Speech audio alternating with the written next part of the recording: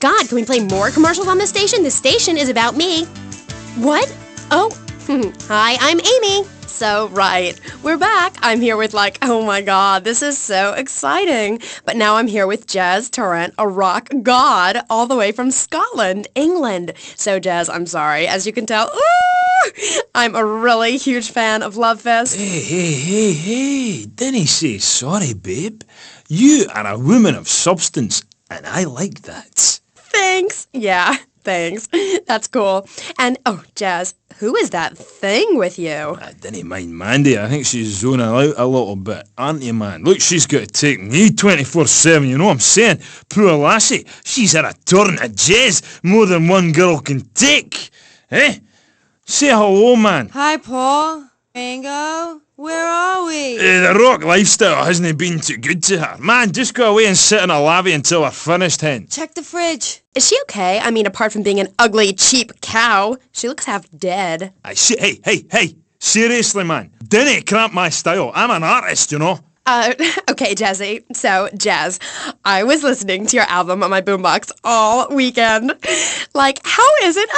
I mean, you're really totally famous. No, wait, I mean, so anyway, how are you? It's cool, man. I'm cool. Things are good. You can't OD on love, and I have tried. The tour is really something special. You Americans, you really know how to rock and roll, man. Not like back home. I'm so confused. Is that because the new album didn't do so well in the UK? It's that fascist Thatcher. I sing about working class people trying to make it through a tough life. I sing about the things they want. Trashing hotel rooms, wearing glitter in your eyes, and waking up in a ditch next to a totaled sports car. When you make minimum wage, love conquers all. Know what I mean, Sheila? The name's Amy.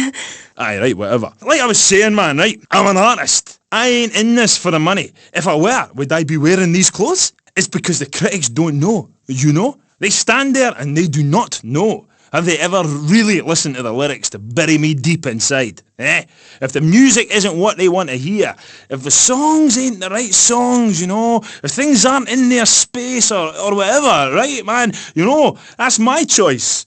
Because, man, I am Love Fist. And the thing is, right, they're not. And if they don't get it, and if they're not riding my wave that day, man, well, I ain't gonna go cry puppies just because their dog is teething, As far as these idiots are concerned, I am a man. But I tell you, sweetheart, I've been over to the other side, baby. And man, oh man, it's beautiful. But these idiots, man, they've not been there. Okay, right. This last album wasn't your best-selling, was it? I don't even think it charted in the UK. What is a chart, man? A piece of paper. Bring that to the concert and I'll set it on fire. I ain't no Ronald Reagan or rock, babe.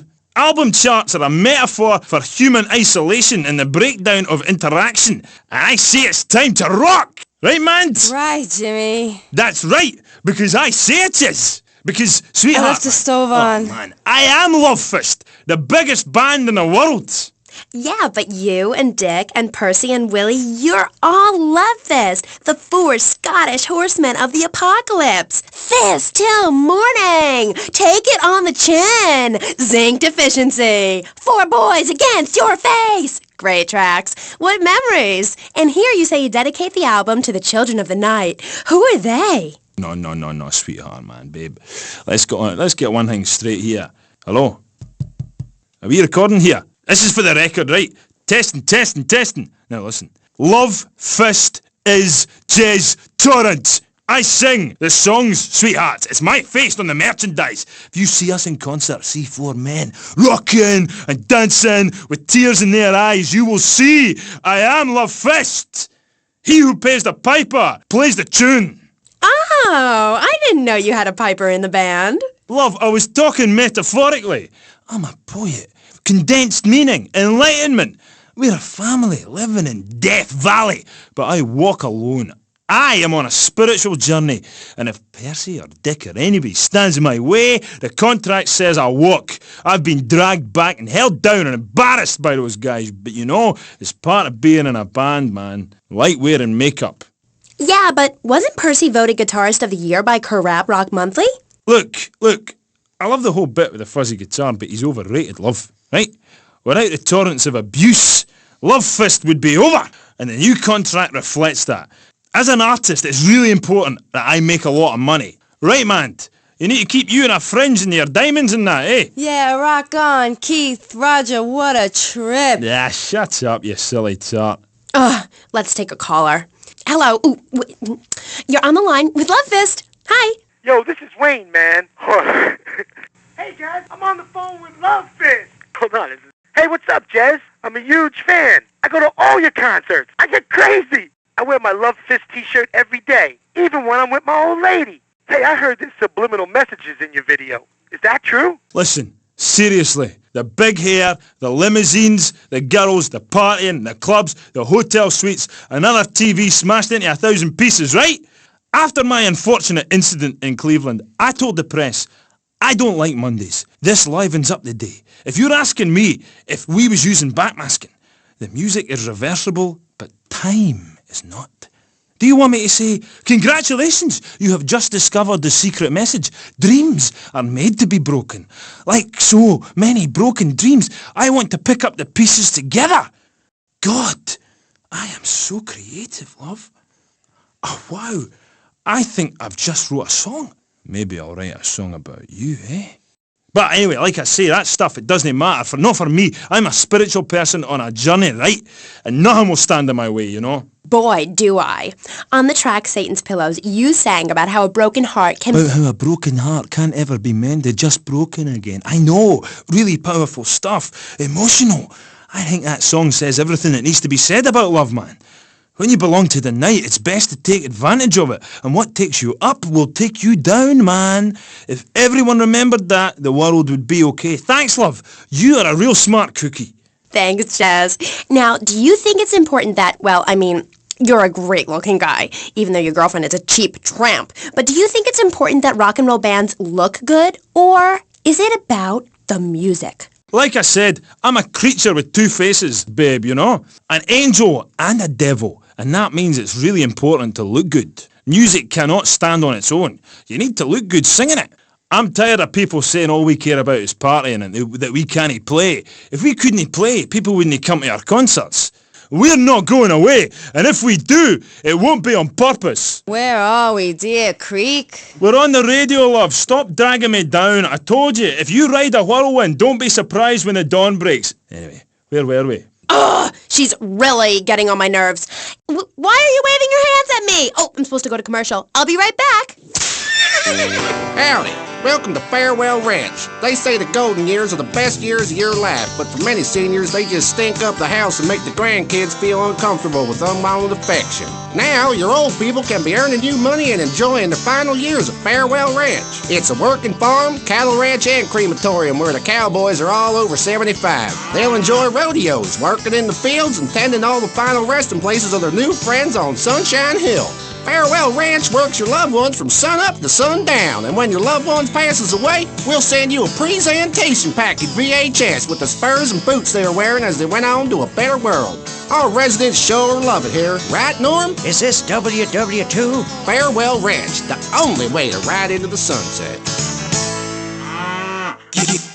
Giggle Cream.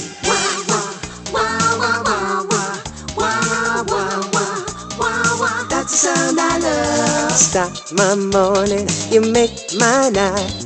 And Giggle Cream with everything, you make life bright. Getting fat and laughing, laughing and getting fat.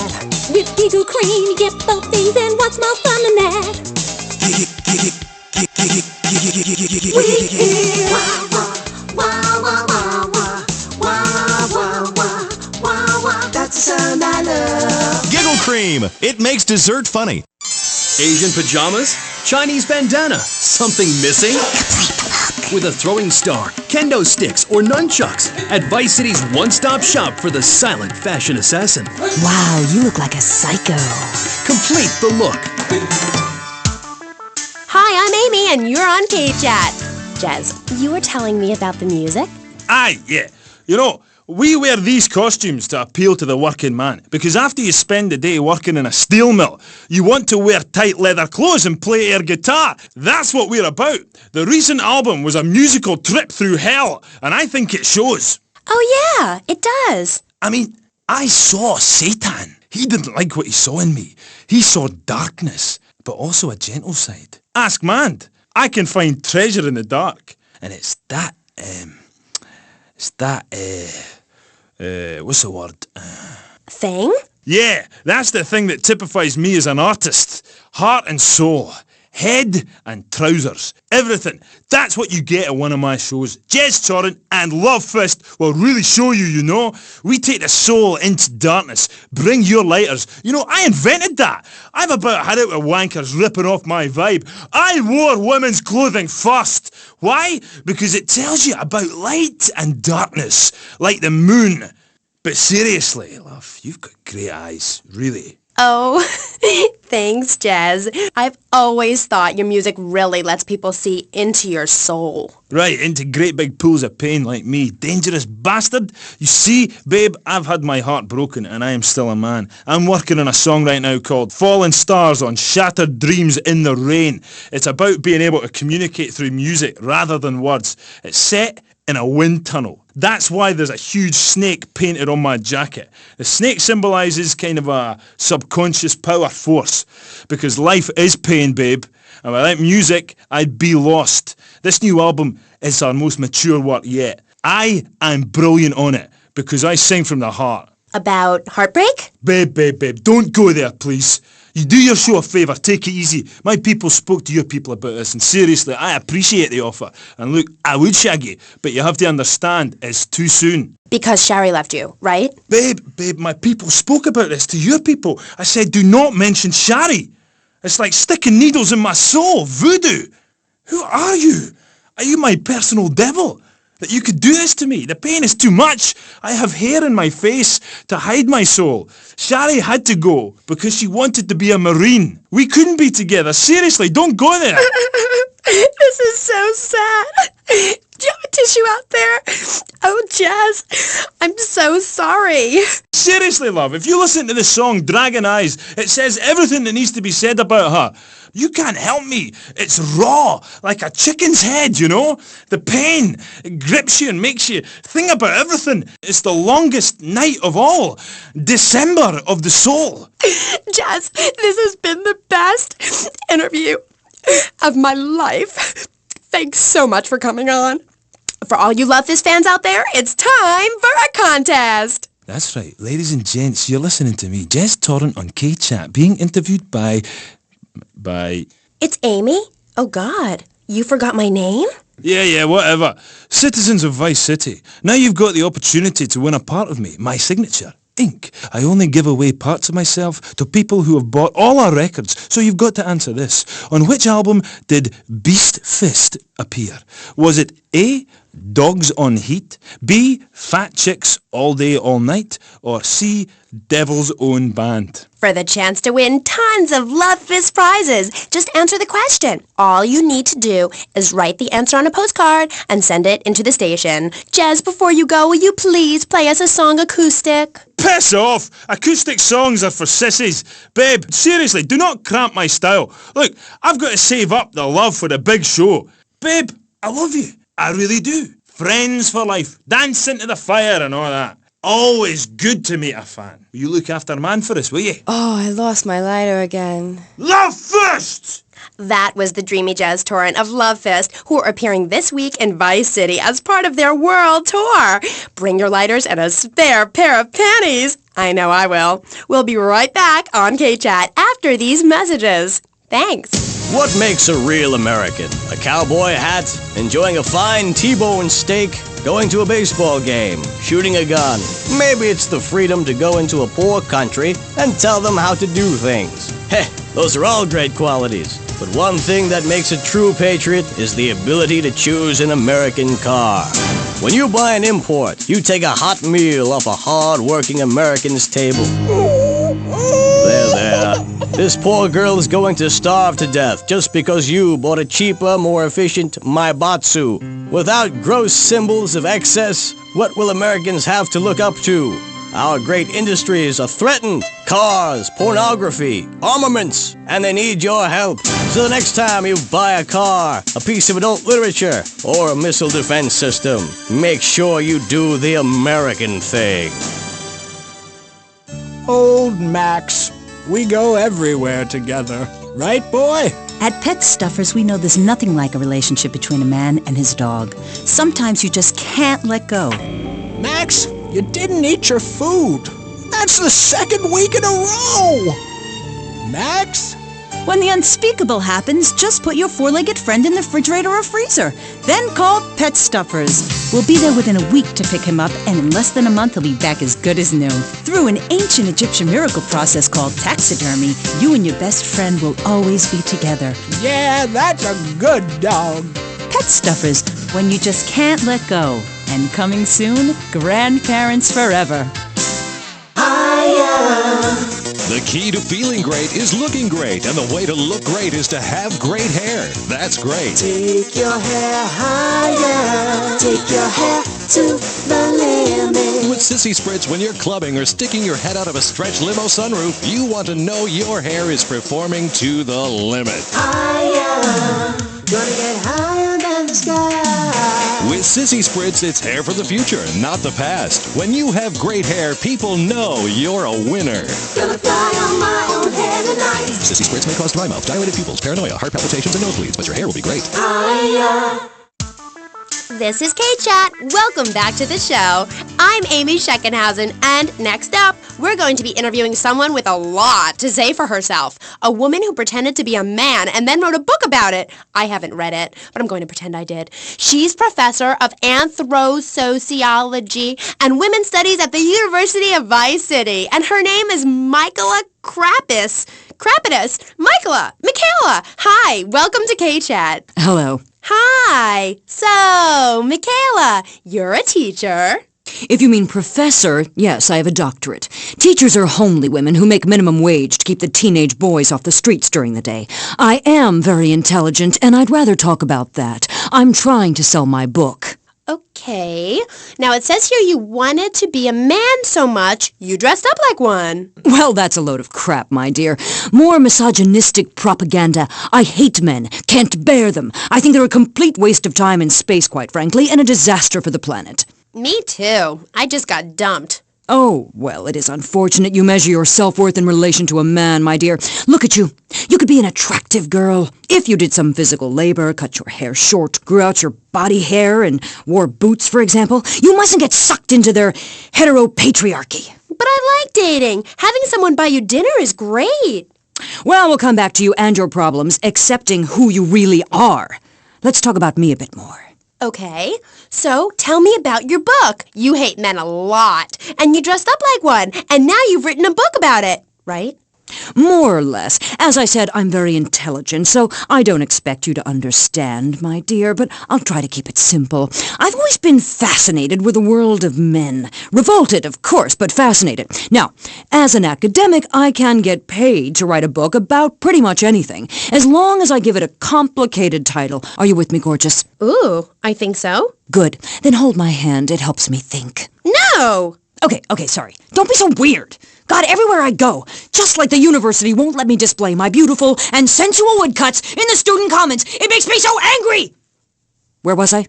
You were talking about yourself? Oh, of course. The ego is a dangerous thing, especially in my case. I'm a Jungian. Anyway, so what I did was dress up like a man and enter into the man world. I can tell you it was more horrifying than I imagined. What did you do? Well, the first chapter, I was a roofer. These sexists spend all day on a roof talking about us, Amy. I was expected to sit around and talk about what I had done to women. Of course, I had to, so as not to blow my cover. So what's the name of your book? Yes, as mentioned hitherto, my book has a very, very obtuse title. Being and Singing. From Freud to the building sites, a woman's journey into the male psyche. Huh? What? I'll admit it's not very catchy, but academia is not about getting to the point. It's about exploration. Okay. Wow, I'm learning a lot today. Yeah, so I entered the world of men, in disguise, of course. I was dressed like a man. Okay, and you haven't changed back? What? What did you say? You're still dressed like a man. No, I'm not. These are my normal clothes. Amy, for God's sake, don't fall prey to the patriarchy's evil fashion schemes! Oh, sorry. Anyway, I learned a lot when I was a man. Did you know, for example, that during my time as a steel worker in Pittsburgh, I learned that men sometimes speak crudely about women when they are out of earshot? I was horrified. Or that men regard some women, like you, Amy, as mere sex toys, things for their amusement. Unbelievable! Or that men actually find sports interesting. It's appalling. And they run the world, my pretty. Oh yes, they run the world. They do? Yeah. Look at Reagan. Look at Thatcher. Look at Gorbachev. While we stay home and bake cookies. Well, screw that, sweetheart. Yes, I agree. Good. Don't bake a cookie. Smash him in the face with a baking tray instead. He's a brainless dolt. He's a man. Did you know men enjoyed looking at pictures of naked women? It's called pornography. It's sick and foul. I'm giving a talk about it this weekend at the Women's Center. That's women with a Y. I think you spelled it wrong. Are you a woman? 3 of the 5 letters that make up your description are M-A-N. You're too dependent on men, Amy. That's why I don't call myself a woman, Amy. Okay. I bet this radio station is owned by a man. White male conservatives monopolize the media, selecting right-wing blondes to propagate conservatism. I don't have blonde hair. Not yet, Amy. Not yet. Did you know men drink beer and smoke cigarettes and wear hats? Yeah? Yeah, well, you must have read my book. I discovered a lot of things. I was also a policeman and an untrained brain surgeon, and they're all the same. All women haters. But just because men like sports and hats doesn't mean they hate women, does it? You self-hating fool! Of course it does! The media, meaning you, falsely portrays feminists as bra burners, outdated, combat boot-wearing bad mothers. Why don't you take your top off right now, Amy, huh? Tell them you won't be censored anymore! No! I'm getting a little freaked out here. We'll teach you how to make beds, march in squares, shine shoes, clean bathrooms, kill a man with your bare hands, and do it all with pride. The military teaches you all the skills you'll need later in life. Call 1-800-BE-A-HERO and become a real man today. Why are you waving your hands up? Oh, I'm supposed to hit the other commercial. This fall, a new hard-hitting police drama is coming to Friday night. He was a well-to-do cop transferred to a troubled precinct downtown. His new partner is a space traveler with a passion for justice. It's Yuppie and the Alien. Look, you might vaporize dissidents in Alpha Centauri, but in this precinct, we do it by the book. I'm so terribly sorry, Captain. Googa, I'm sorry. Don't miss this one-of-a-kind police drama. They're fighting crime the hard way, in designer clothes, with $250,000 sports car and a UFO. Partner, let's go cruise in the car and look moody. One tough downtown precinct, 2 outsiders doing things their way. Yuppie and the Alien on VBC. Hi, I'm BJ Smith, tight end for the Vice City Mamas and proud proprietor of BJ's Used Autos. Cars from all over America come to find a new home in Florida, just like you. I moved here after the draft. Football, not Vietnam, even though they do have a lot in common. I noticed there was one thing missing from this great town, a celebrity-endorsed used car shop. That's why I founded BJ's Used Autos. Every one of these beauties is freshly painted. They look brand new. We have new models coming in every morning, usually around 2 a.m. We can get you anything. And if you see a car of your dreams, tell us. We can acquire it for you. I've taken the skills I've learned as a pro football player to the used car business. Smash, grab, and run like hell. BJ's Used Autos. I'm tackling low prices with hot cars. If for some reason you'd like to speak to Michaela Crapper, just give her a call on K-Chat. Who's on the line? Michaela, hi. Peace, sister. I'm wearing trousers. I haven't shaved or waxed in 9 months. I left my broken-hearted husband and baby behind. Now I'm living in a commune with a series of life partners, having quite simple, amazing experiences. I got my inspiration from a lecture you gave last year. Thank you so much. You taught me a lot. Yes, good, sweetheart. But ask yourself, are you doing enough? It sounds to me like you're living a lie. Your life is still very man-centric. You're still justifying yourself by the I am not, rather than the I am principle. I mean, really, you might as well make his bed and clean his litter tray, for God's sake. It's half-hearted fools like you who give feminism a bad name. But I even attacked my brother with a bread knife. You show pony, prom queen, cheerleader, skirt wearer. You see, Amy, that's the thing about people. They're so half-hearted. Pick and mix, not prepared to carry out their threats. That woman, that lady, as I bet she likes to be known, is really a self-hater, a failure in the man's world. Yeah, why, I bet she's never even attacked a man with a vat of boiling oil. But she said she tried to kill her brother. Don't argue with me. I write books. Okay, next caller. Michaela, I'm a huge fan. Are you? Yes, you've really changed my life. Before I heard you speak a couple of times, I was getting into the feminist movement, but in sort of a silly way. Really? Yeah, burning my bra, beating a policeman, shooting my dad and stuff.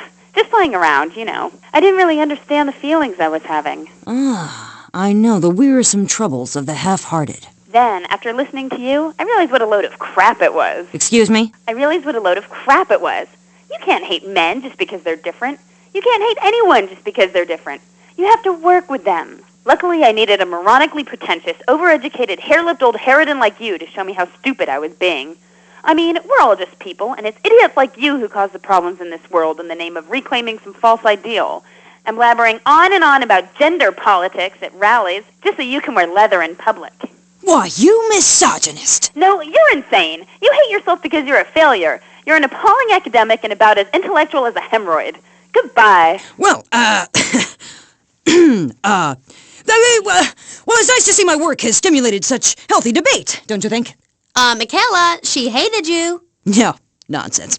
Poor dear was in bits. Not very used to the cut and thrust of academia.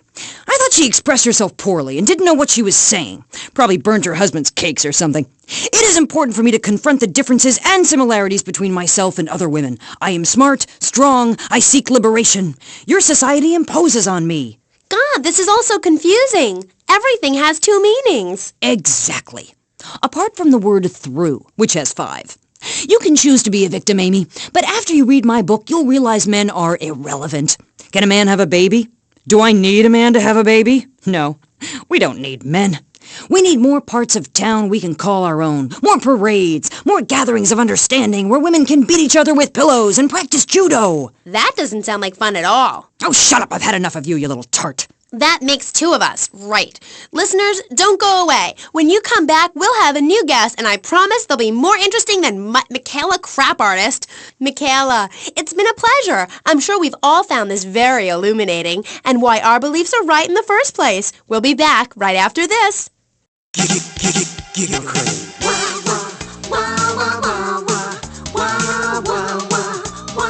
That's the sound I love. Love the dairy goodness, propelled with toxic gas. Makes dad talk real low. Suck it, have a blast. You can buy it anywhere. Go to a Star Shop. Make sure that you're in a chair, cause your hair's gonna fly. Oh no!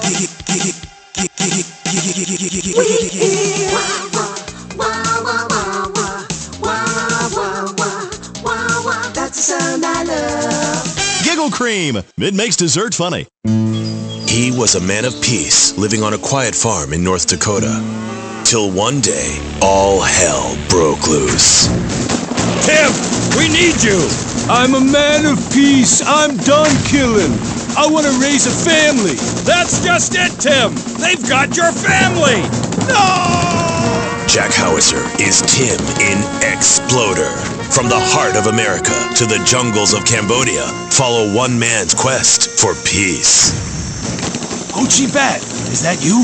Tim, I know you come. Just like old days, we kill everybody. Tim, they've got your wife. But I'm not married. You are now to America. He went in to save his country, but found his family and lost a friend. Hoochie! Tim, don't leave me. You taught me baseball, Tim, and how to rap. No! He would have been a fine American. I'll cry when I'm done killing. Get yourself a body bag, strap yourself in, start making friends the American way. Exploder. Evacuator Part 2. Rated PG. May include patriotic garbage.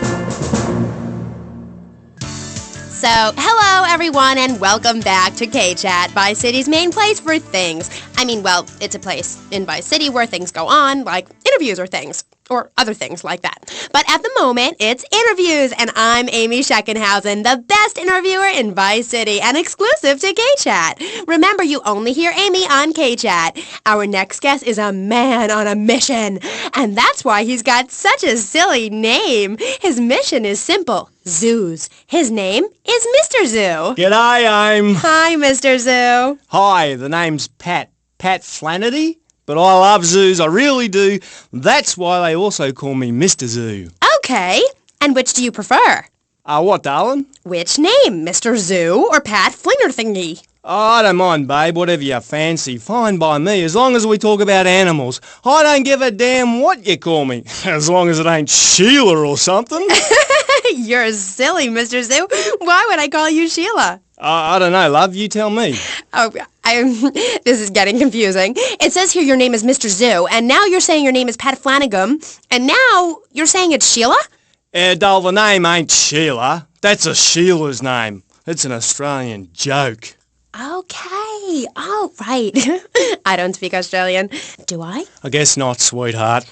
Okay, well, moving on. You're Mr. Zoo. That I am. Cool. And I hear you've made quite a name for yourself. Why is that? Because I love animals, Aim. Animals and publicity and stuff, but I love animals. I love them. Me too. That's the thing, babe. We all love animals, but we don't know too much about them. That's what I'm here to tell you about. That and myself, of course. Of course. So, right. What about animals? Well, it's interesting, right? But not a lot of folks realise that we're 90% the same as a fly or a cockroach or a pigeon. That's the new science out there called genetics, I think, which is going to be real popular real soon.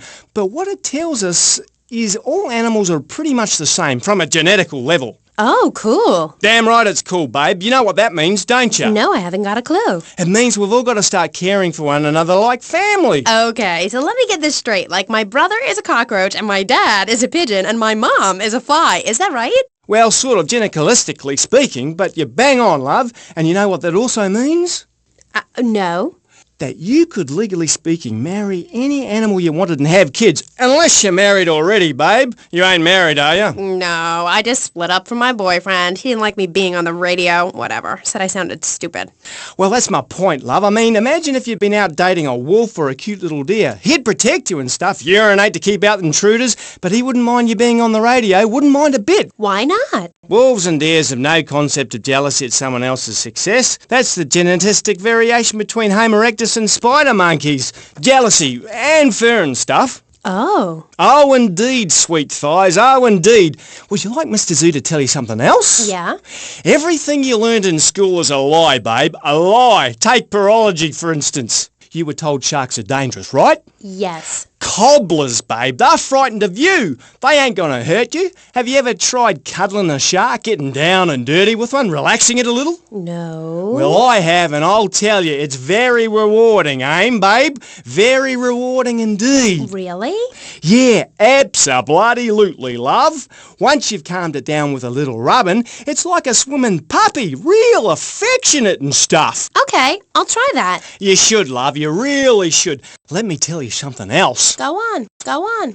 Well, this is something for the guys out there, really. You know, with a girl, right, you ain't got a clue. I mean, a female human, when she's on heat, right, and ready to mate, looks identical to a female human when she ain't on heat, and would throw a drink over your face if you grab her behind and start trying anything intimate.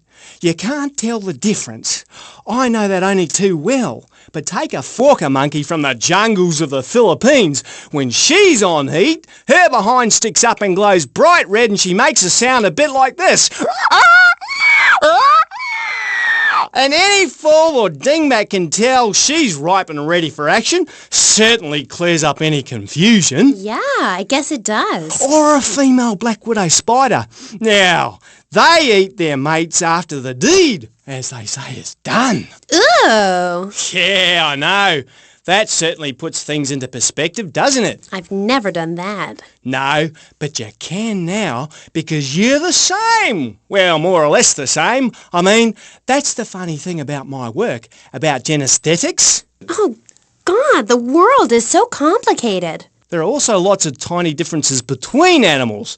You know what a species is, don't you, Aim? Yes. It's an animal which has other animals which are quite a bit like it.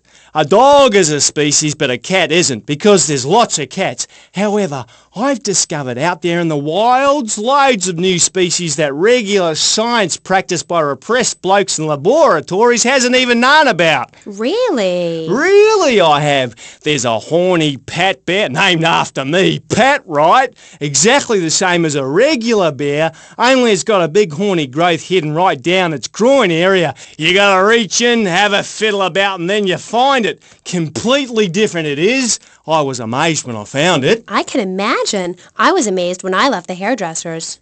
No wonder, darling. Oh, the double-gutted pat tree monkey. Exactly like a normal tree monkey, only it's called after me. And if you have a rummage around inside, going in the back door, you discover it's got 2 digestive tracts.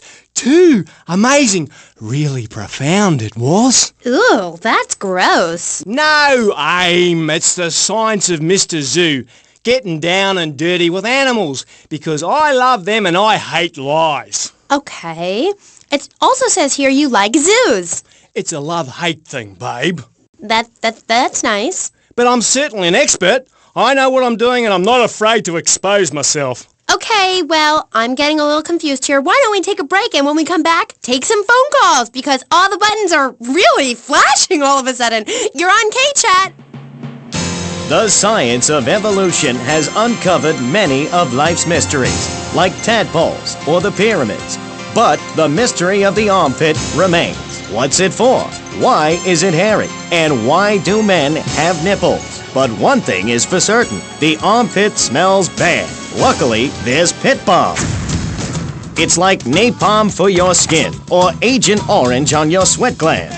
Pit Balm stops unwanted bodily functions in their tracks. It's as effective as sending GIs into a peasant village. When you're fighting the war against personal hygiene, bring out the heavy artillery. This Friday night, it's the incredible sitcom that has captured America's heart and given the whole country a new catchphrase. But I'm 42! Just the 5 of us. After a mix-up at the adoption agency, the Chesterfields came home with 3 zany new house guests. Jimmy, tidy your room and go to bed. I'm so sick of this! I keep telling you I've got a rare disease! I look 12, but I'm a 42-year-old investment banker! I want to go out and get laid! Oh, yeah, and I'm Santa Claus. Now, tidy your room. Asshole! Sean, our posh suburban home must be a welcome change from that alley you were sleeping in. I really enjoy living here, but there's not enough booze. It's the funniest, most touching half hour on television. Charlotte, what's that smell? I set the couch on fire again. Yeah, I can help you with that. And this week, it's a very special Just the 5 of Us, where an attractive blonde lady tries to steal Jimmy away. Now you're talking! Just the 5 of Us. Friday nights on VBS. We're on K-Chat, and so are you. If you're listening, I'm here with Australian animal lover, Mr. Zoo. If you've got anything to ask him, why don't you just give us a call right now?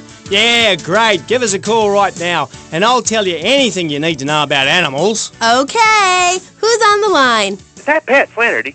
G'day, of course it is. And you're in Vice City? Yeah? What are you doing here? Promoting animals, mate. Don't you remember the court case? I get lost. Amy, let's have another caller. Okay, who's on line 2? You're through to K-Chat. Don't hang up on me, Flannerdy. You're meant to be in a hospital, you sicko. Hey, easy there, mate. Hospitals are for people who don't feel well. I'm at the top of my game. Are you insane? Don't answer that. I know the answer. You're sick and insane and you need help. I got a visa, mate. I got a visa. You can't touch me. I'm bona fide. I love animals. Leave me the hell alone, or I'll come by your aquarium and feed you to the bloody sharks, you no good, by the book, paper pushing murderer. Bobo would have lived if you let me in the tank. I could have cheered him up. I could have done. Now stay away from me, you hear? No more callers, K-Aim. Phones are so impersonal. Not a two-way conversation like the radio. Okay. Who is that? Wrong number, I think. No, it wasn't. Yeah, it was. A bloody wrong number. He wanted a plumber and a Chinese. I was speaking to him in Australian. Okay, cool. What was that about the aquarium? Nothing, babe. All in the past. Long time ago, I was tricked into saying something I regretted. Oh, cool. That happens to me all the time. I can see that, love. Yeah, big mistake. Never trust a judge or a mental health tribunal. Never. Only trust animals. Okay, and what did they make you say? Nothing, babe. Oh, it was a long time ago. Look, I bought a little surprise for you. It's a little female plague rat. See how relaxed she is with me? I got special powers. She's a lot like a little Joey kangaroo in a lot of ways. You know what I mean, love? What did they make you say? I've also brought a menacing trouser snake. Would you like to see it? Look at this. It's a little frog in my pocket. Calm as you like, not even awake. Oh, he's died. Anyway, in this pocket, I've got a baby dwarf giraffe I birthed this morning. See, she's still covered in fluid from her mum's womb. Wow, isn't that fabulous? Ooh, that's grody. What did they make you say at the mental health judge? Nothing, babe. Nothing at all. Long time ago. It was a bad period in my life. I wasn't sleeping. I was heartbroken like a platypus. Do you know a platypus only gets a bill after its mate breaks its heart by sleeping with its brother? I know all about that. I was crying my eyes out for weeks on all kinds of pills for my nerves, couldn't move, couldn't talk. I was cooing like a dove. Please, darling, let's move on. Do you want me to talk to a parrot? Now I'm really curious. What did they make you say? I love you. You do? I never knew. They made me say I love you. Oh, I made my boyfriend say it, and he slept with my best friend. I think we're bonding now. No, we ain't bonding, you half-wit. We're miles apart. I hate you. They made me say I love you to Bobo. Who was Bobo? Bobo was the most beautiful creature that was ever on the earth. Ever at all. Really beautiful. Who is she? He! Okay, he. He was a dolphin, and I loved him, and I knew him properly. You people could never understand. It's natural. We were identical from a genetagorical perspective.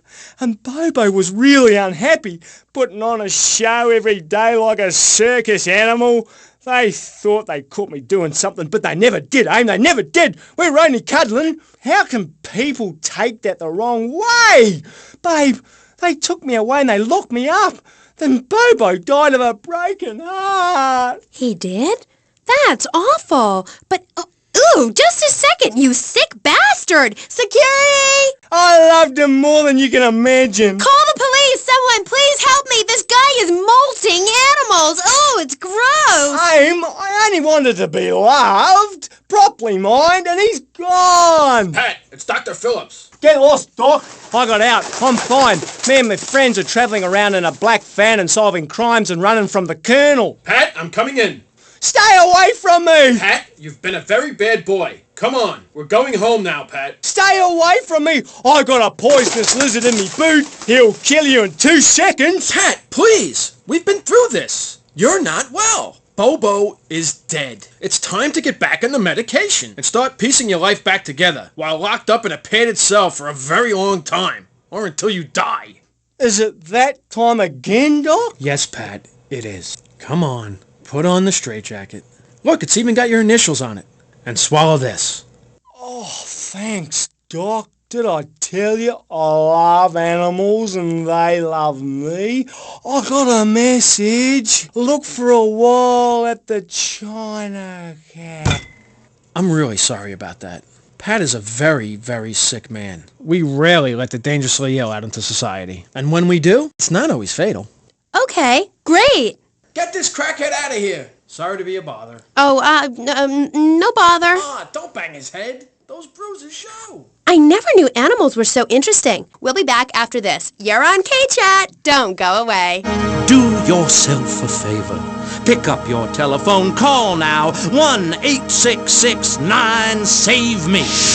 What better place to witness 40,000 years of nuclear winter than from the comfort of your very own space-ready nuclear bunker? When we raise 25 million, we will build a 50-story tall likeness of me.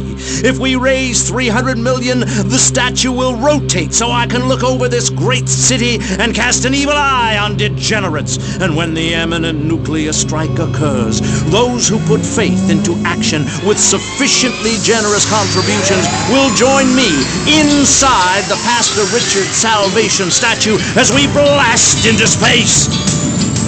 Contribute to the Pastor Richard Salvation Statue Fund. Pick up your telephone. Call now. 1-866-9-SAVE-ME.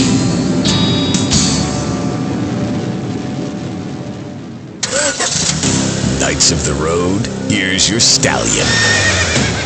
The car for freedom. The car for hot excitement. The car for a man who is alone against the elements. The Maibatsu Thunder. The pride is back.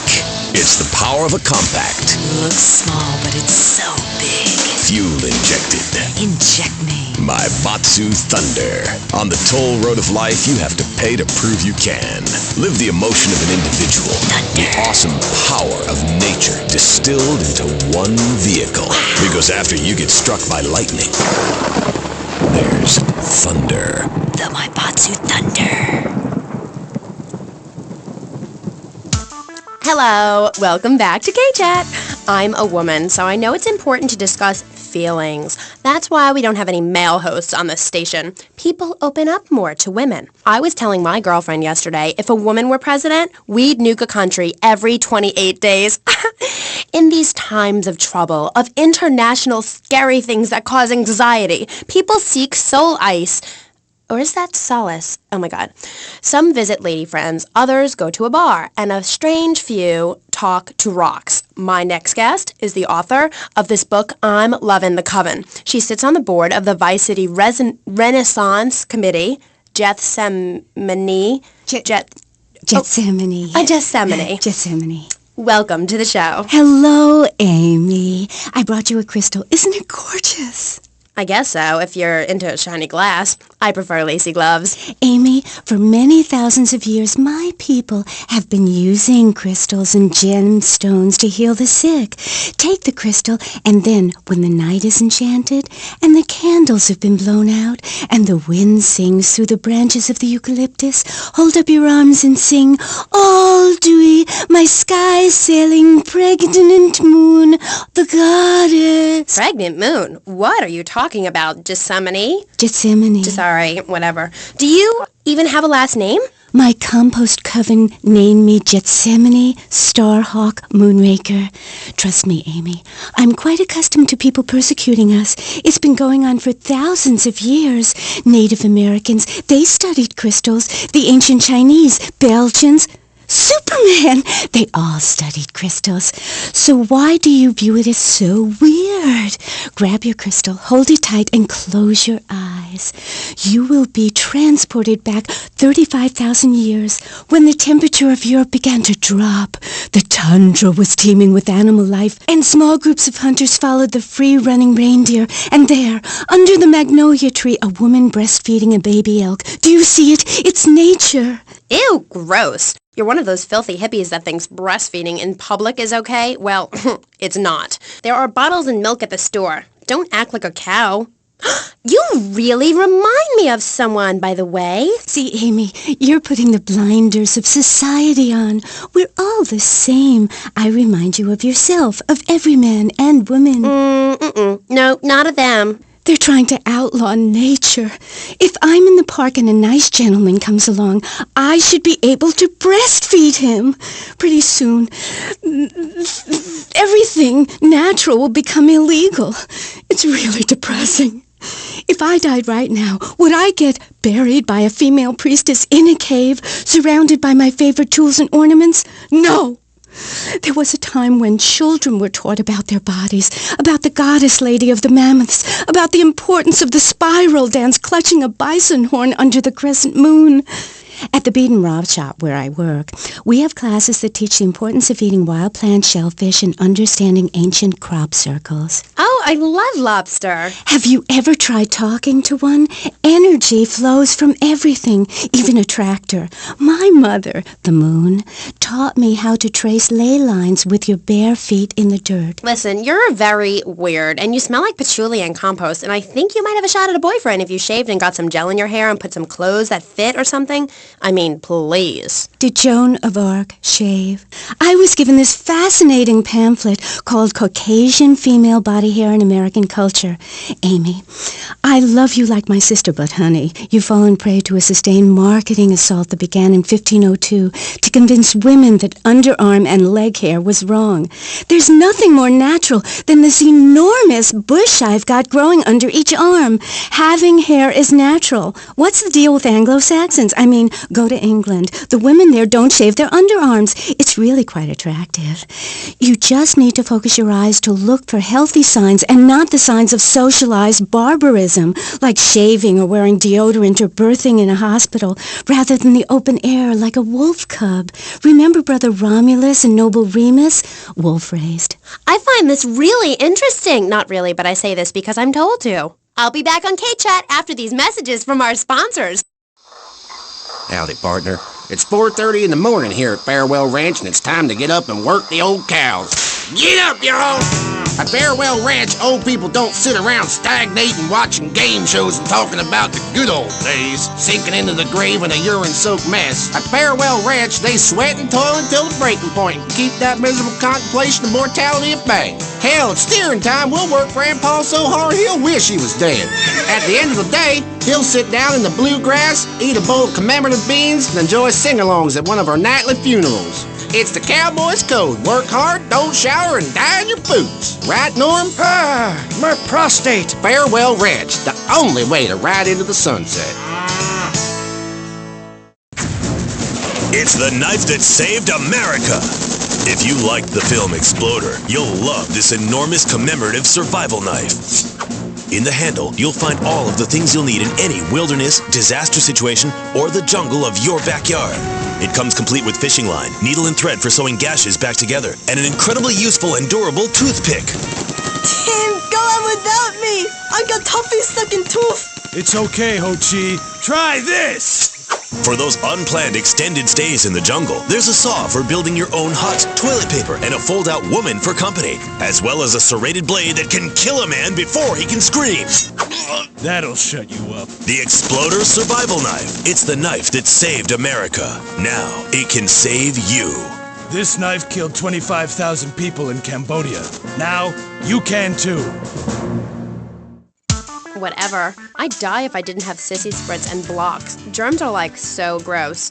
Oh, hi, I'm Amy, and you're on K-Chat. Gethsemanee. I can't get over how familiar you are. Oh, right, Amy. I really hope you read my book. The mysteries of the absolute can never be explained. Mother Nature knows more than all of us. That's what keeps people coming back for more. People are turning into zombies. A roof separates you from the sunshine in the morning. A bed separates you from the loving earth at night. That's what's so great about learning these things. When you're no longer oppressed by the cultural pressures of making money or showering or wiping yourself after using a toilet, you can focus on the important things. Do you travel, Amy? Well, I've been up north to the theme park, and last week I went to the beach. No, really travel. My coven has been meeting every Thursday, Saturday to prepare for a grand coracle journey along the same route we took when our people came from Russia and Alaska along the Bering Strait. What's a coracle? Oh, is that like a Maibatsu? I prefer American cars. No.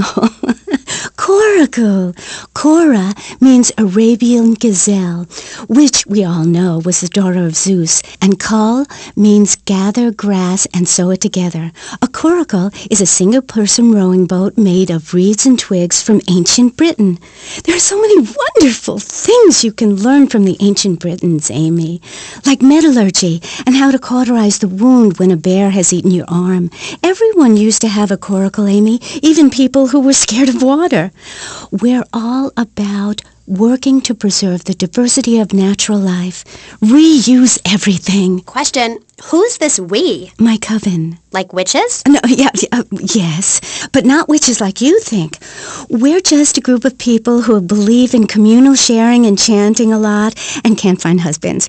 Reading magazines, cloaks, wands, horned gods, rubbing your skin raw with rocks, dying of old age at 27, crying in terror when it starts to thunder. And these are all the things our ancestors did. Since I found my new mind and body, things have really changed for me. Our modern society only celebrates a select few. Every woman and every man is a star in the sky, Amy. Not just the ones that sing on TV or those people in the movies. I think I know what you need to separate your reflection from your true self. A Zen garden. Oh, my brother had one of those, and the federales came. No. Zen, silly girl. It's a little sandbox you draw pictures in. It teaches you things like that death isn't an end. It's just a stage and also a beginning of a new journey. Do you have a leader in this weirdo cult of yours? Not a cult, a coven. There's a big difference. Yes, our leader's name is Phil. That's a weird name for a leader of a group of witches. Oh, hi, Phil. What hairy legs you've got. What with being a man who's a witch and everything. Do not disrespect Phil. He teaches us the wheel of the year, Amy. It's full of solar holidays and goes round and round and round. You can learn a lot from the sun and the moon. If you look at the sun for too long, you can go blind, meaning it is something to be respected. And the moon has a dark side, just like we do. And some people have craters and only a sixth of gravity.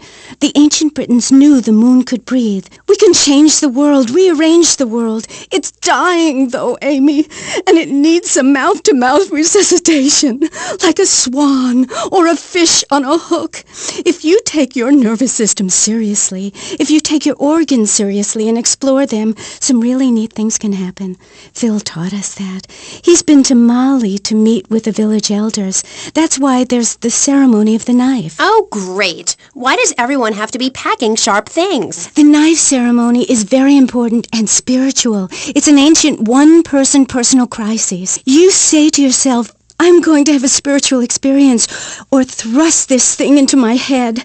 Life actors never rehearse and need no script, Amy. That was said by somebody really spaced out, and I'm going to say it again, like the wind which keeps blowing, or the sun which shines with life. Will you please leave? You smell and you talk really weird, and you're just really gross. Not until I tell people out there, become an internationalist. Learn oral traditions. Learn to respect life. Make war on machines. Marry your mother. Technology will enslave us. Buy my book. It's printed on bark. Okay. Let's take a quick call. Hello, you're on K-Chat. What's your name? Hey, it's Emmanuel from Prone Island. I love the show. Yeah, I want to talk about technology enslaving us. You know that play, In the Future There Will Be Robots? Well, that's a true story. In the future, there will be robots. And I'm going to hack them all. I'll make them say funny things. You know, I can move satellites around with my computer. Computers are evil. The Luddites of ancient Britain know this. That's why they destroyed the computers that created things faster and more efficient and took their jobs. Oh, shut up. Computers aren't evil. It's the people that program the computers that are evil. That's a pretty big difference. I'm talking to you through a computer right now. In fact, I am a computer. Well, anything that can think faster than me is evil. Anything which doesn't dance or sing or cry or wear a smock. You create your own reality. We are like the dust in the wind. We are golden.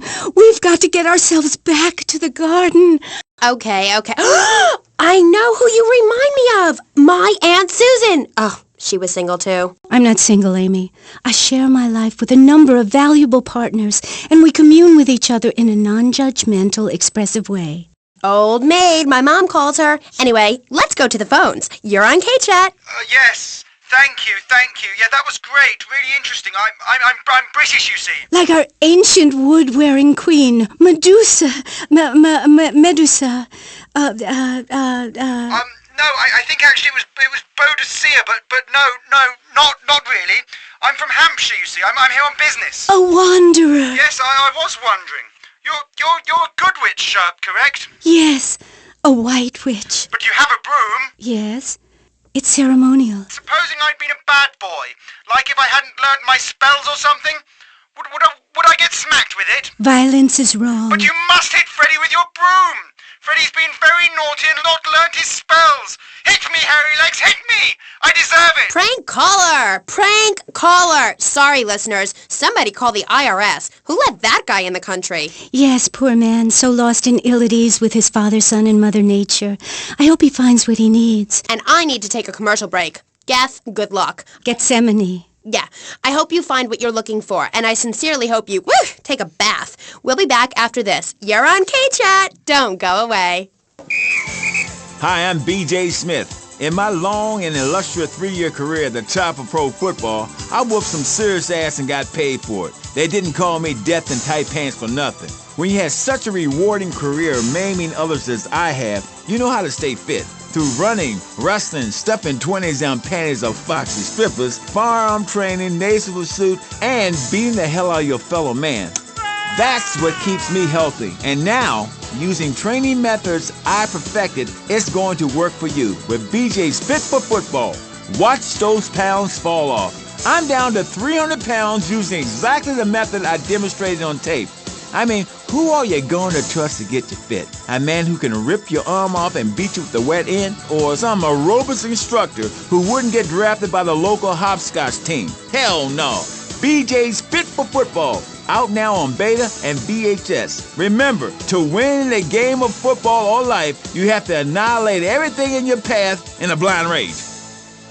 Ever since Linda started working, our kids are home alone. We tried hiring a nanny, but she wanted health insurance. Yeah, right. That's when we got Domestobot. He's great with the kids. Mrs. Lawrence, Tommy has some skin magazines under the bed. And he helps us, too. Would you like your drink freshened? He's a great conversation piece at our special parties. Please put your car keys in the hat and the fun will begin. It's like having a personalized alarm clock. I brought you a drink. It's 8 in the morning. I made it a double. Oh, Domestobot. Domestobot. He's 3 foot high. He only says 10 phrases. He's the friend you've always dreamed of. Order Domestobot today. So, welcome back and all that stuff. You're on K-Chat with me, Amy Sheckenhausen, on Vice City Station for the stars, including me. And boys, have I got a treat for you. Next up is a living legend, a man who won the World Series single-handed, known to his fans as Death in Tight Pants, and known to his enemies as, oh my god, I just got flattened by a truck. How is that fair? It's sports legend B.J. Smith. So, B.J., welcome. Thanks. It's a real pleasure to be here. Oh, I know. But one thing, sweetheart, I never won the World Series. That's baseball. I played football. Yes, but it's all the same, isn't it? Football and baseball aren't the same. And one of them, you get bored during a 5-hour game. You touch yourself a lot and start a massive brawl with players who are degenerates, egomaniacs, and criminals. The other's football. Yes, but it's all the same. No, Amy, it isn't. Anyone can hit a home run. In baseball, you stand around the field, dividing your salary by 162, waiting for some action. Talk to a guy who just played an hour of football. He's been in the trenches getting Agent Orange sports drinks poured all over his head to keep him from taking an innocent life. One is a game for men. The other is a game for pansies who like wearing button-down shirts. They call baseball a national pastime. If that means making $1 million by standing around all day, count me out. I'll work for my money. Yeah, BJ, just like me, I can tell you. Yo, baby, it's cool. I just want you to know what I did. I do. Jeez, get over yourself. You must have a testosterone imbalance like all those jocks who shower with other men. You can't tell me you don't look at other people's business. Baby, I played professional sports for 14 years, including high school, and I'm making a comeback. I'm a very competitive person, I grant you, but I ain't got no testosterone imbalance. With that little mustache you busting out, looks like you should be talking about some hormone problems, girl. Excuse me? What did you say? Oh, nothing. Damn, baby, you're so ugly you make blind kids cry. BJ, you better stop being a bully just 'cause I'm not into the jock scene. I like sensitive guys, you know, like actors or rock stars or that kind of thing. Not some great big hulking giant that has to tell everyone how important he is. Well, I didn't realize we were trying to impress each other here, sweet thing. I was thinking we was here to discuss my new exercise video or talk about my possible comeback in professional football. Not sitting here flirting with each other. I'm a married man. I'm on my 7th wife. So you got a big family. All those wives. That's fantastic. Not really. You see, I really like family, especially when some show up you didn't know existed. I tell you, Father's Day, I'm scared to go to my mailbox. My big heart has caused me a lot of heartache, but when you're in the public eye, you can't always tell what people are about. BJ has met some real manipulative people. 7 wives! That's fantastic. No, I have 1 wife. I had 6 before that. So you downsized, right? Yeah, something like that. If you want to win in life, you have to change players. You can't play on the same team all the time. So, oh my God, isn't this getting intimate, BJ? I feel like we are really connecting. Yeah, I like to connect with you. Other men may fumble, but I go into the trenches like a Doberman. That's actually part of my video. What are you talking about? Well, as you know, running the ball is like making romance. And one day when I was going for a touchdown, if you know what I'm saying, I had a great idea. You see all these fitness videos on television? It's always that idiot fool in leotards prancing about, giving it the skinny thing. And I say, what is this? I mean, what in the world is this? These people ain't fit. They ain't got a clue. When you're fit, you know it. If you come into the locker room, you know I's fit for football. Able to wrestle and pounce and hurt somebody for an hour straight. That's what people need. If someone comes to jack your ride, are you gonna bust a aerobic move? Hell no! But when you know how to grab another man by the face mask and twist him around and so he tears ligaments in his back and never play again, I mean, that's some real useful everyday stuff. And I should know. I invented it. You know, I just don't want to talk about football anymore. Well, take dating or washing the car. What good is a leotard when you're washing the car? But put a man in a helmet and a cup, and he can wash the car in dignity. That's fighting fit for football. It's really a very simple program. The best way to get your body fit is to have total disregard for your body. Every now and then you wake up and come out of concussion and say, damn, I look good. BJ, you talk funny. We'll be back on K-Chat right after these messages. Are you tired of your couches getting ruined? Oh, Grandpa. I made tinkles again. If you've got old people cluttering up your home, why not send them to Musty Pines?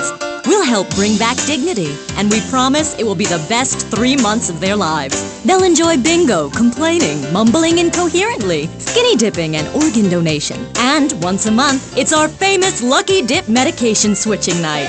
Musty Pines is located at a luxurious location overlooking Vice City's state-of-the-art sanitation facilities. You can still visit your old people, but now you have the comfort of knowing you don't have to. After they pass on to something better, guaranteed in 3 months or less, you can start enjoying their money. Finally, you can have quality family time again. Musty Pines. Now, you don't have to say goodbye.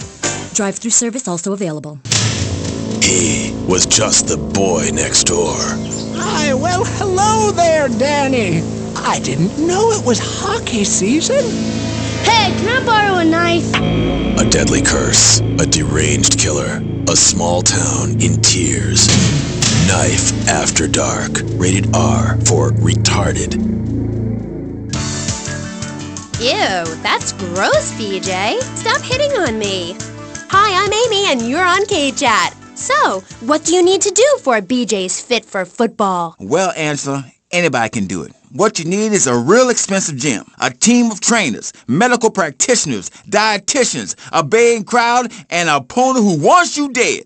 Dead in the dirt. I mean, a nasty, blood-sucking leech of a man who will destroy you if you don't destroy him first. A man you like set animals on. He's the enemy, and you sit in your foxhole till it's time just right, and then you pounce, baby, like a kitty cat on catnip. I'll sack a man, power drive him hard, again and again, because the idiot comes my way. I'll nail him every time. This video sounds like a lot of fun. Fun? Fun? You think it's fun when grown men cry in mortal agony, when you're so scared of what you're going to do to a man you step outside yourself like an astral projection and police go Kent State on you and people are crying and bleeding and pouncing each other in the face, and that's just in the locker room before the game. That's your idea of fun?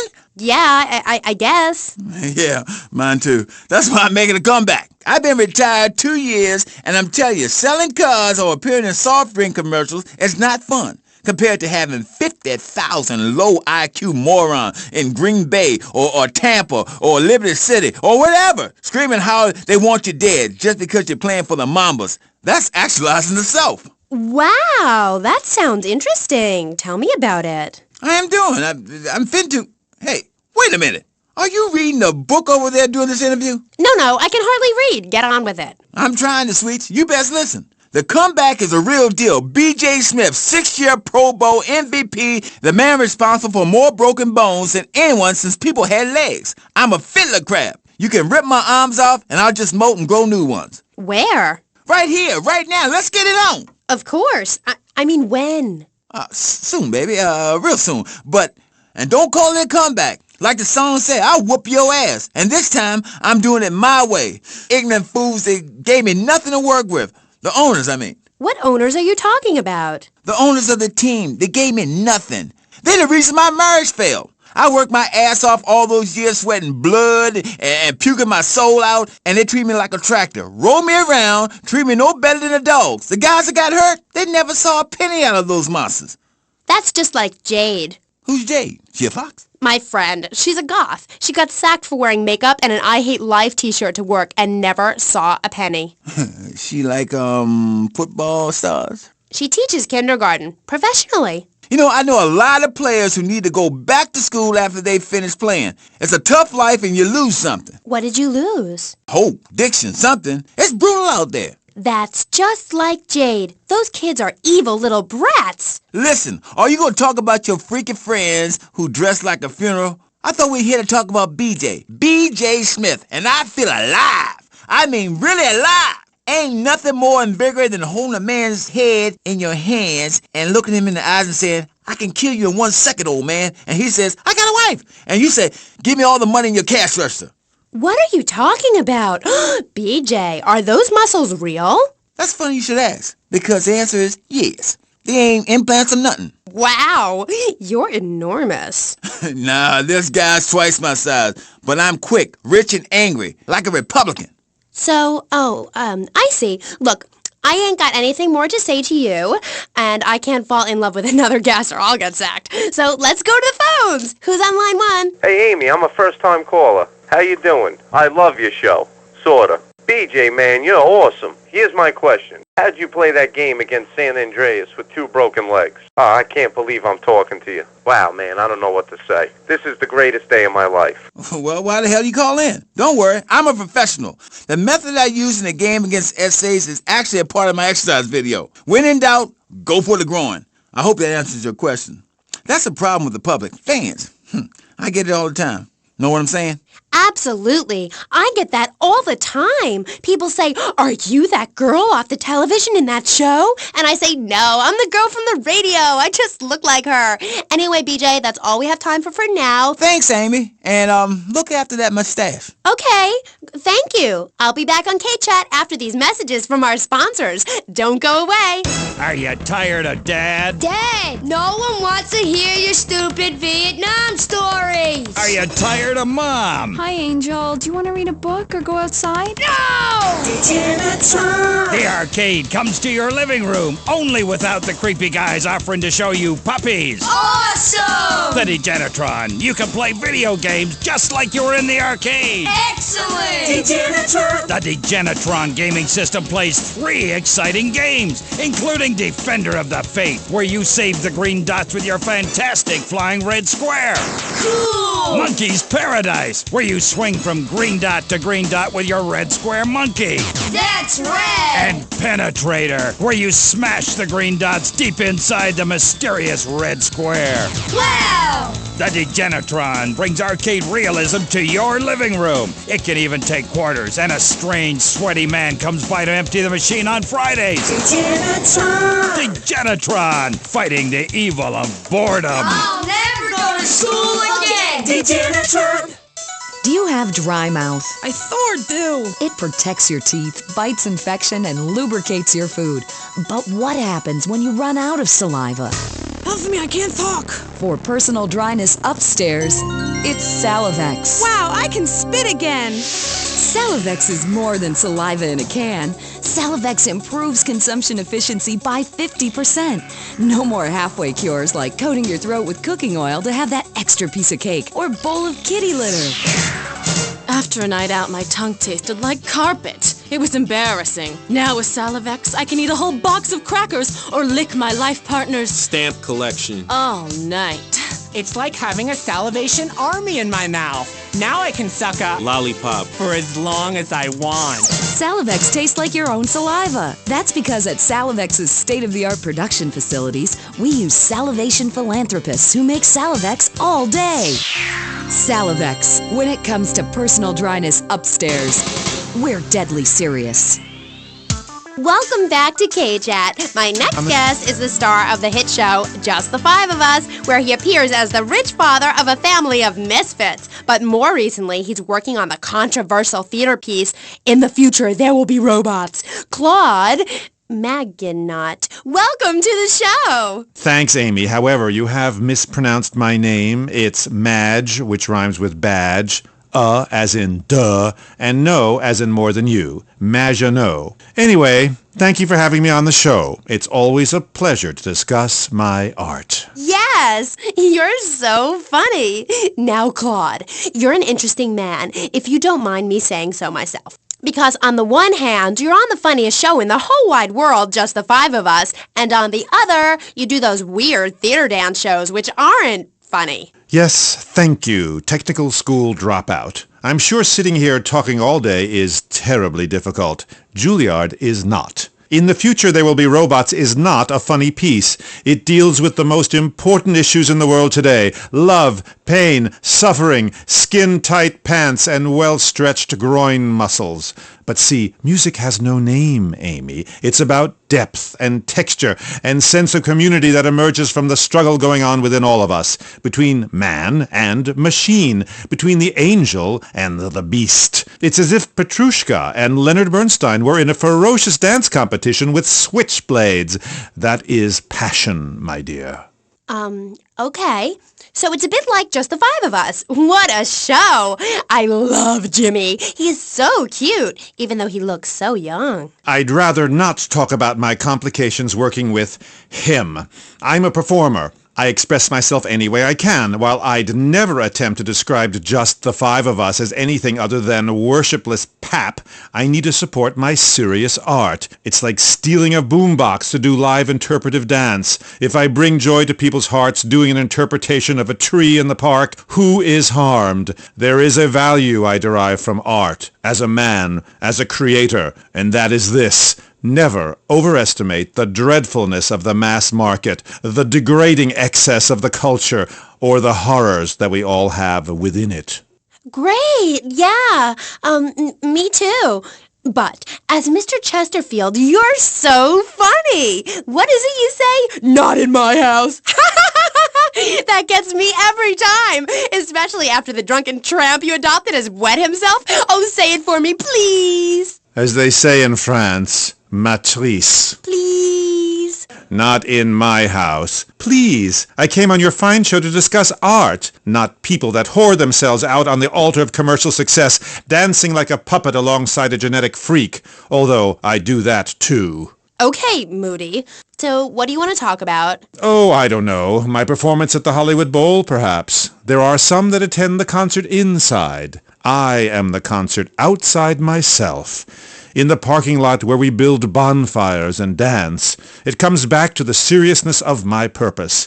At a young age, I held puppet shows on the corner that had people weeping and lying down in the streets. It's about movement, about encouraging ordinary, working-class people that there is something enervating about a modern dance performance. That seeing in the future there will be robots will change your life, no matter what your life's like now. Kind of like getting a new haircut. Yes, exactly. No, nothing like a new haircut, you half-wit. This is movement. Watch my hand. Yes, movement. There's a manatee on stage. See? He cannot hear from the wall of Wagner around him. We have lasers that shoot him down, cut him free his soul from the bondage of the past. And then on stage, we have snow that falls and represents love in all its forms. The robot makes a snow angel, and we begin to cry. Close curtain. Okay. Well, I love Just the Five of Us. Please, please, please, enough! 5 succeeds while robots starve. Attendance has been poor. If I were opening this with the Orquestra Filarmonica de Jalapa in Mexico, there would be riots in the streets with small children giving me flowers and weeping. Here in Vice City, they wouldn't know art unless it came as a tube of beef jerky. They told me, Claude, it can't be done. Vice City is for sun worshippers and Philistines, and I told them no. I told them, if I'm directing a work of commercial dross down there, I must save my soul with some serious art. But to be honest, Amy, they were right. I feel ahead of my time. The best artists are ignored. I mean, surely any right-minded person would rather spend an evening watching me express the meaning of space as I move delicately across the stage in the dance of desire and denigration than flopping around in a disco or a nightclub or sucking the electric teat of television. I know I would. God! I mean, what is wrong with you people? God, my hair. What? My hair is all wrong. It clashes with my dress. Zeus! Cicero! Shakespeare! Flaubert! Someone! Please save me from this hellhole! My dear, you are so ignorant. I'm trying to save you. To save everyone! You don't see the art around you. Are you in search of Auld Lang Synes, singing Madama Butterfly on a windowsill, or relegating yourself to a cricket in Huckleberry Finn? I am a movement that conquers love, while you complain about your dress. Know you not how important my mission be? Right. Cool. Okay, Mr. Chesterfield. Mr. Maginot. You gotta hang in there. You're on K-Chat, and I'll be right back. At the law firm of Delio and Furax, we understand that sometimes life throws you a curveball. We help our blue-chip clients get their lives back after circumstances have conspired against them. Just listen.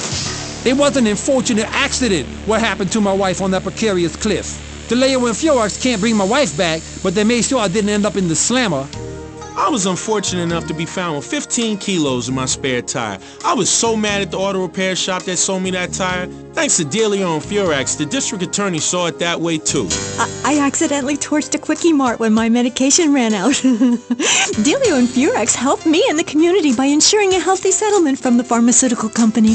At Delio and Furax, we understand the judicial system and will ensure the truth is heard, no matter how improbable. We're not cheap, but what price can you put on truth? Call Delio and Furax today at 866-974-2333. That's 866-9-SHADY. Delio and Furax. Accidents happen, and we'll prove it.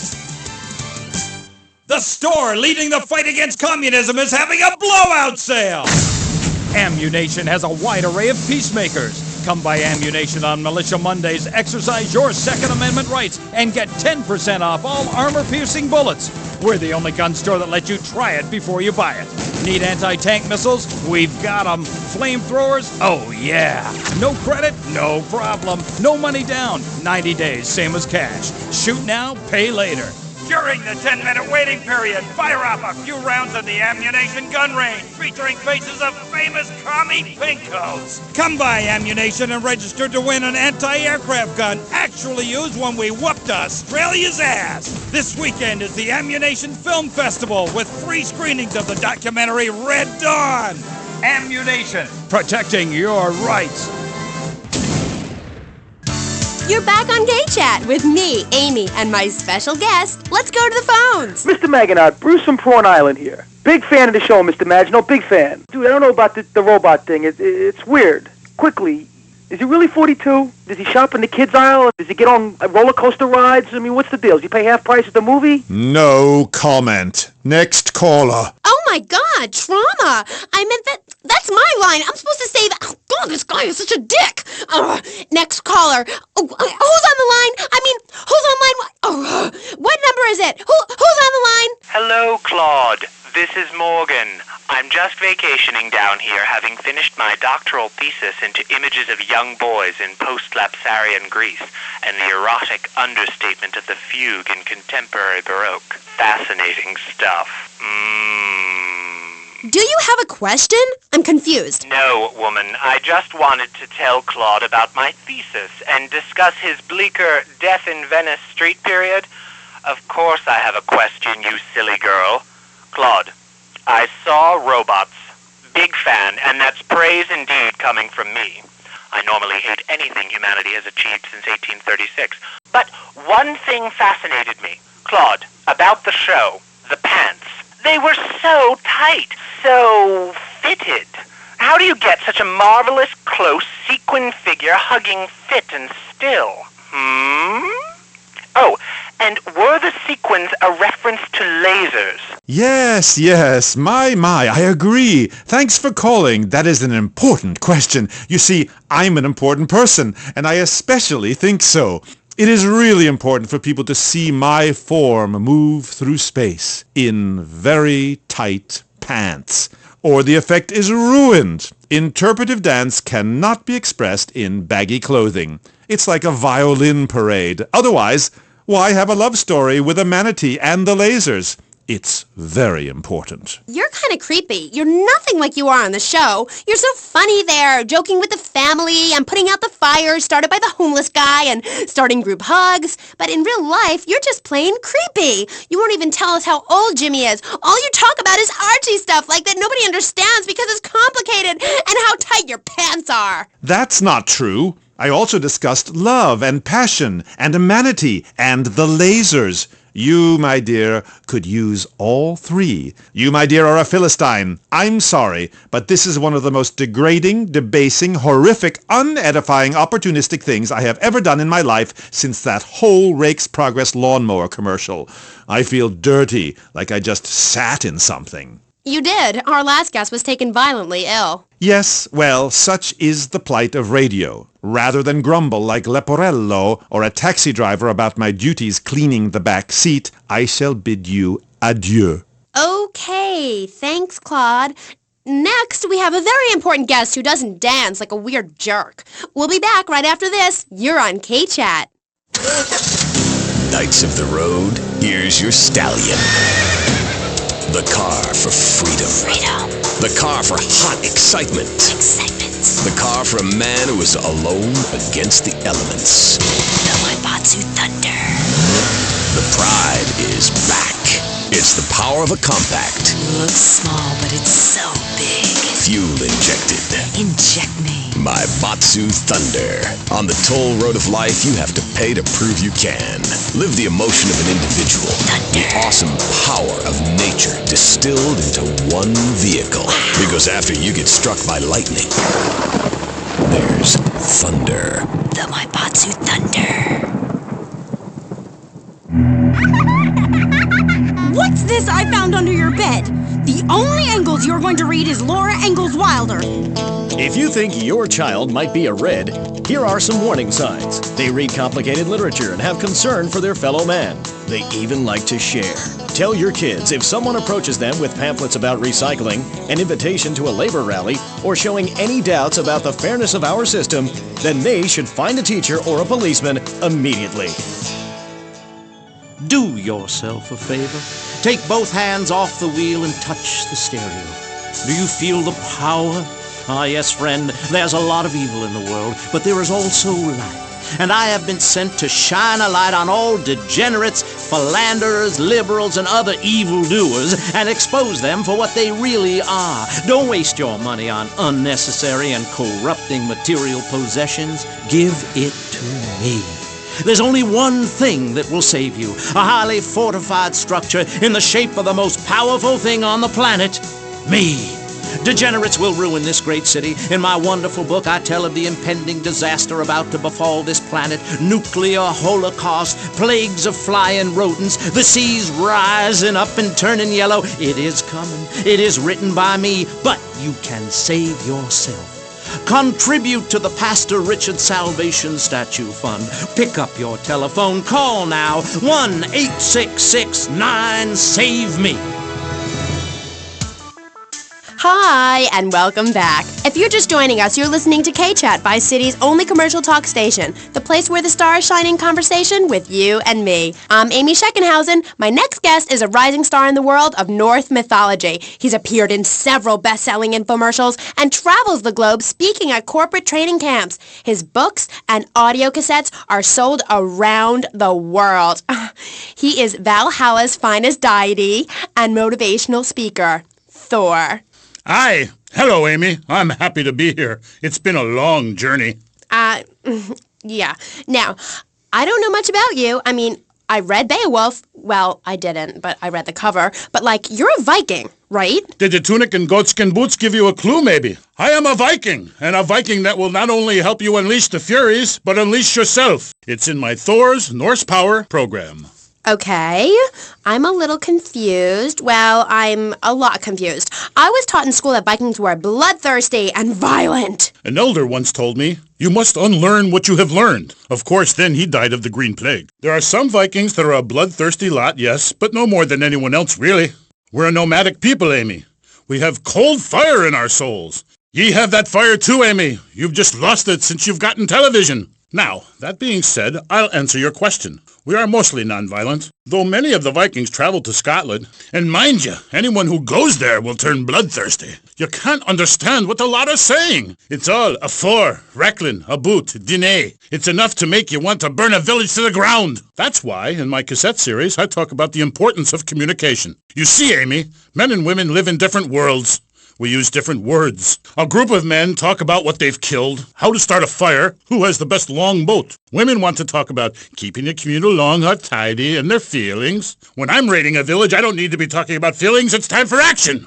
Great. So is that all there is to being a Viking? Pillaging? No, lass, no. Pillaging and battle are important, but we admire poetry as well, as long as it's poems about whacking someone in with a double-handed battle axe. What's holding you back, Amy? In Chapter 3 of my book, I talk about listening to the bloodthirsty water spirit. It's really quite important if you want to enter Valhalla.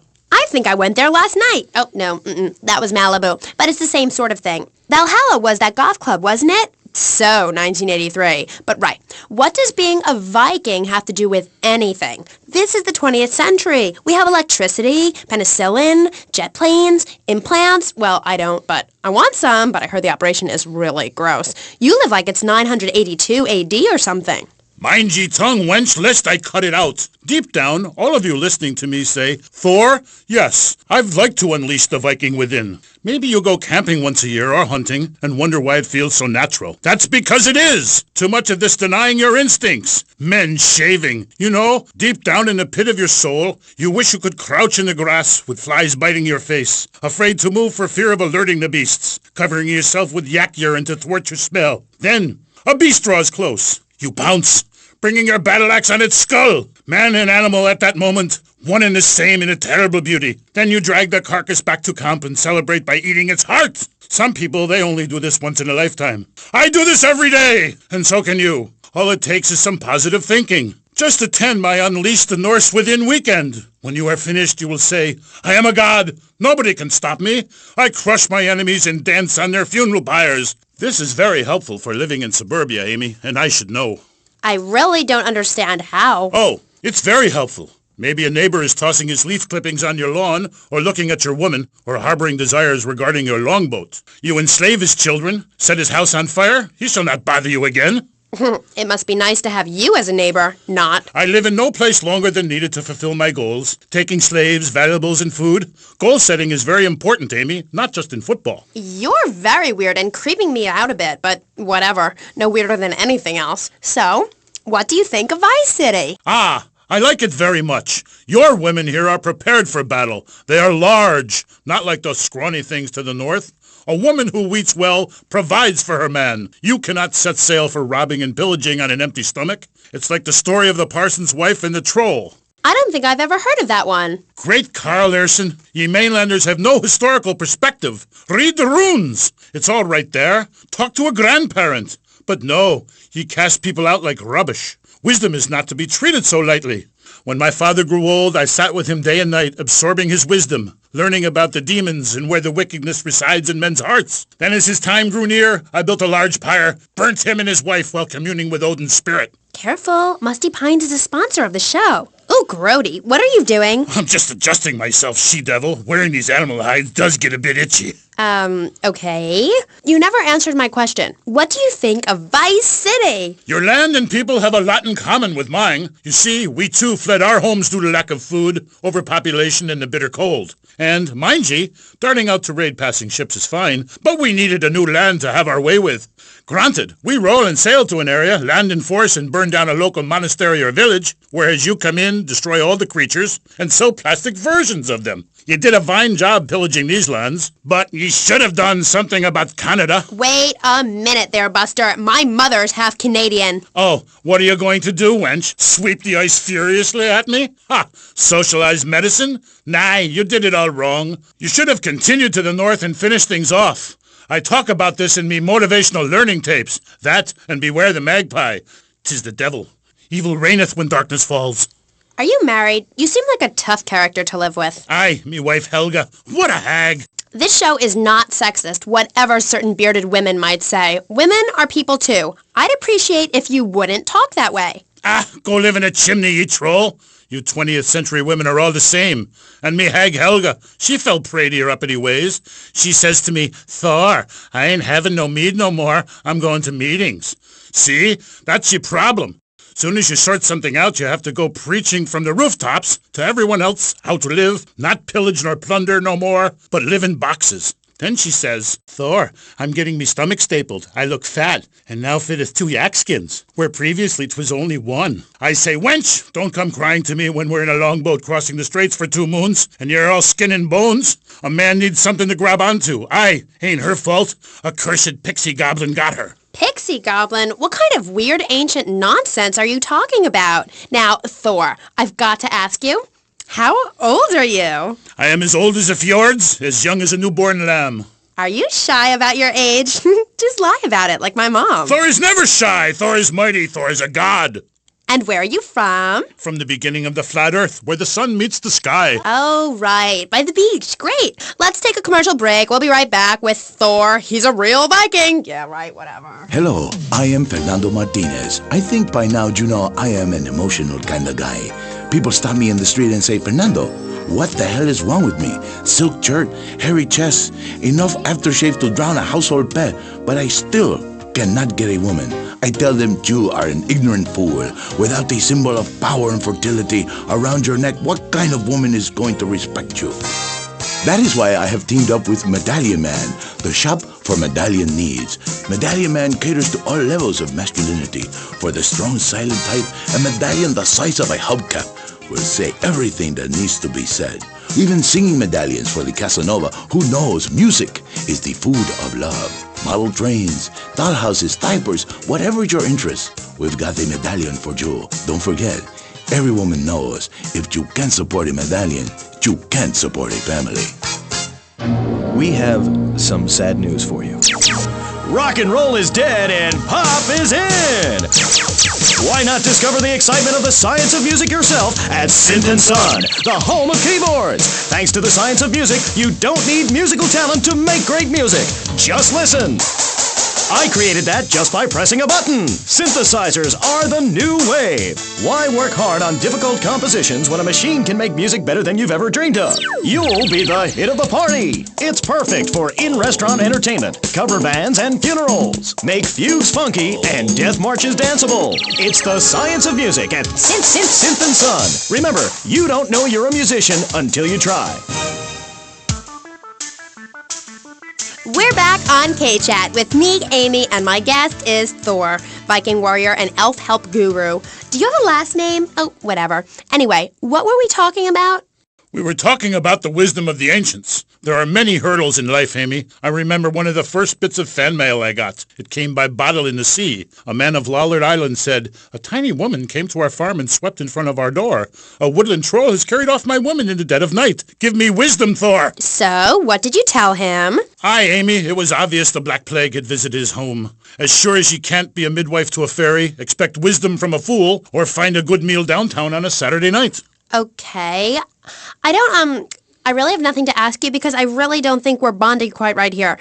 I'm more than a little confused. Let's go to the phones. You're on K-Chat with Thor. Yes, hello, Thor. My name's Jay. I'm a huge fan, man. Your book really helped me get through puberty.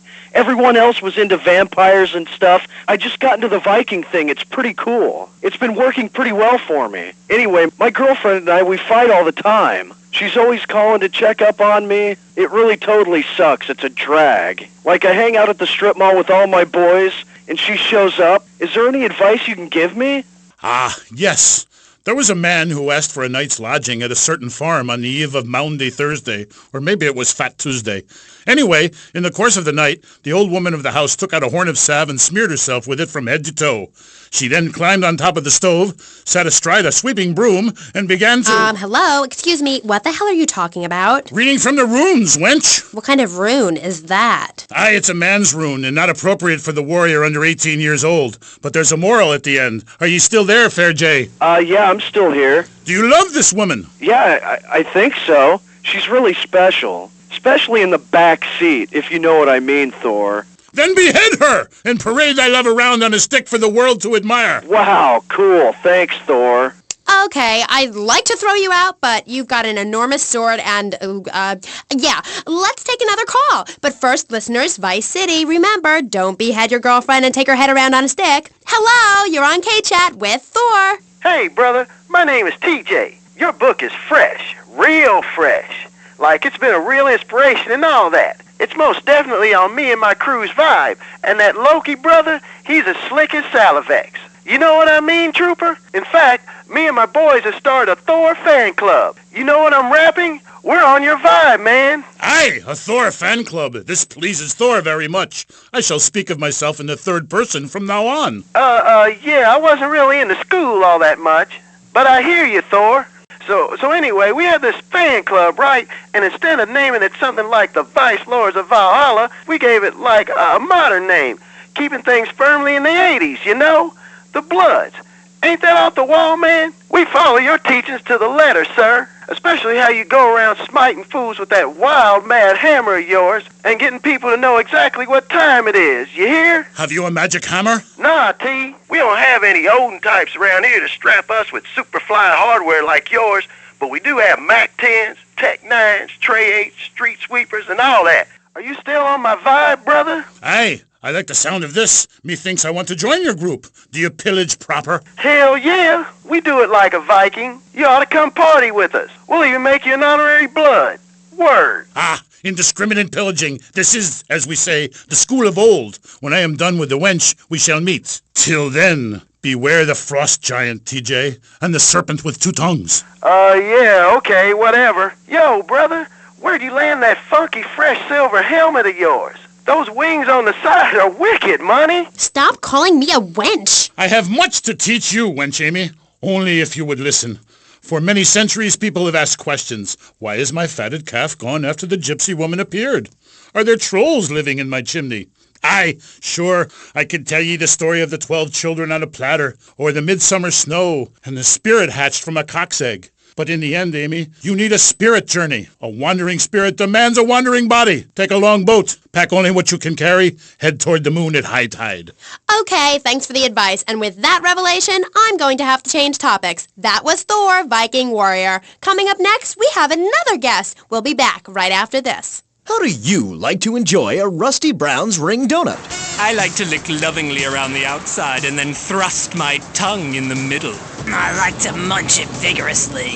I just love the batter all over my face. On Friday nights, I just can't stop eating Rusty Brown's ring donuts. Oh my God, it's so good. Sometimes I like to wear women's panties and walk around 5th Street. When you go downtown, make sure you enjoy Rusty Brown's ring donuts. Hi, I'm Jeremy Robar, entrepreneur, VIP, and founder of the revolutionary program, Think Your Way to Success. It's a 3-step program that's been changing lives and my income for the last 2 years. 5 years ago, I was a nobody, just like you.